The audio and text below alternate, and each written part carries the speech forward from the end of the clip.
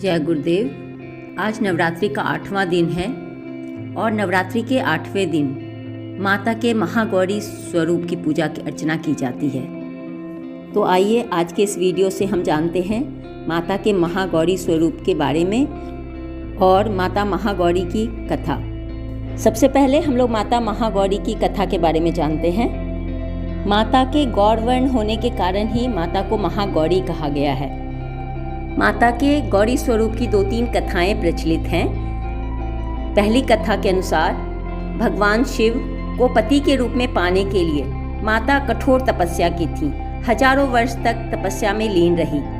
माता कई वर्षों तक कंदमूल खाकर तपस्या की, फिर उन्होंने कंदमूल को भी खाना त्याग दिया और फिर निर्जल निराहार रहकर कई वर्षों तक तपस्या की। इस कारण माता का शरीर एकदम काला पड़ गया, के मुख का रंग भी काला हो गया।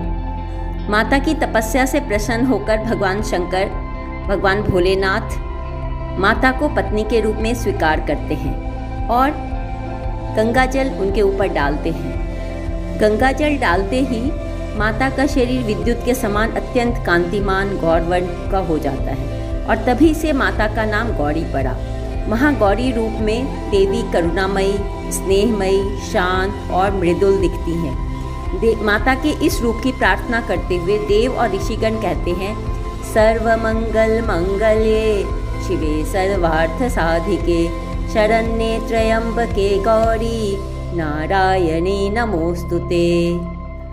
माँ महागौरी से संबंधित एक और कथा इस प्रकार है कि एक बार भगवान भोलेनाथ पार्वती माता को कुछ कह देते हैं, जिससे देवी का मन, माता का मन आहत होता है और माता पार्वती तपस्या में लीन हो जाती हैं। इस प्रकार वर्षों तक कठोर तपस्या करने पर जब माता पार्वती नहीं आती हैं तो माता पार्वती को खोजते हुए भगवान भोलेनाथ उनके पास पहुंचते हैं। जब भोलेनाथ माँ पार्वती के पास पहुंचते हैं तो माँ पार्वती को देखकर आश्चर्यचकित रह जाते हैं। माँ पार्वती जी का रंग अत्यंत ओजपूर्ण रहता है।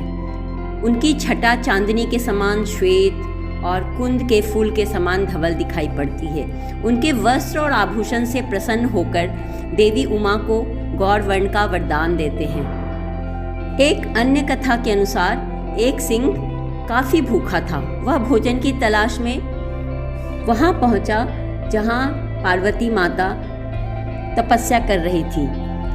माता को देखकर सिंह की भूख काफी बढ़ गई, परंतु वह माता की तपस्या से उठने का इंतजार करते हुए वहीं बैठ गया। इस इंतजार में वह सिंह काफी कमजोर हो गया। माता जब तब से उठी तो सिंह की दशा देखकर उन्हें उस पर बहुत दया आई और माता ने उसे अपना सवारी बना लिया, क्योंकि एक प्रकार से उस सिंह ने भी तपस्या कर ली थी। इसलिए माता गौरी का वाहन बैल और सिंह दोनों ही है। एक अन्य कथा के अनुसार दुर्गम दानव के अत्याचारों से संतप्त जब देवता भगवती शाकंभरी के शरण में आए, तब माता ने त्रिलोकी को मुग्ध करने वाले महागौरी रूप का प्रादुर्भाव किया। यही माता महागौरी आसन लगाकर शिवालिक पर्वत के शिखर पर विराजमान हुई और शाकंभरी देवी के नाम से इस पर्वत पर उनका मंदिर बना हुआ है और यह वही स्थान है जहां देवी शाकंभरी ने महागौरी का रूप धारण किया था। आइए अब हम जानते हैं माता महागौरी के स्वरूप के बारे में। श्वेते वृषे समारूढ़ा श्वेतांबरधरा शुचिः महागौरी शुभम दधान महादेव प्रमोददा। माता का वर्ण पूर्णतः गौर है।